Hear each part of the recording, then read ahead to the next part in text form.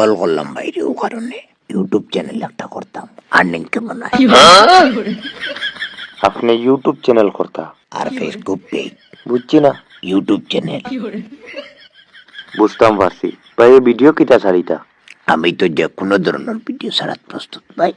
বুঝছি এর মধ্যে তো যে কোনো একটা কিচ্ছু করতা আমার কথা হয়েছে তোমার ডলার বেশি আইতো একটা কিচ্ছু কিতা আবার আমি 3টা করতে প্রস্তুত ডলার বেশি আইতো ভাই। ডলার বেশি আইতো এমন কিতা কিতা করবা ভাই কোনো প্ল্যান আসেনি প্ল্যান তো আমার 3টা আছে। কিতা কিতা দেখি কোন চাই প্রথম প্ল্যান হইল ভাই আপনি শুনিয়া কইবা জি কোন ভাই আমার প্রথম প্ল্যান হইল ভাই লাইভ করতাম ভাই কিতা বুঝছেন লাইভ করতা লাইভ করতাম ভাই। লাইভ তো ভাই চ্যানেলও খাজর লগে এমনিতেও করলা খাজ কিতা করার প্ল্যান মানে ভিডিও কিতা ছাড়তা প্রথম প্ল্যান তো ভাই সকালে মনে করো লাইভ করলাম। জি সকালে লাইভ করলা সেকেন্ড প্ল্যান কিতা সেকেন্ড প্ল্যান হইল কে ভাই দুপুরে আবার লাইভ কিতা কইছি বুঝছেন দুপুরে আবার লাইভ দুপুরে আবার লাইভ দুপুরে আবার লাইভ। আর থার্ড প্ল্যান হইছে কি রাইত আবার লাইভ নি জি না ভাই তো রাইট কোনো সাধারণ লাইভ হইতো না ভাই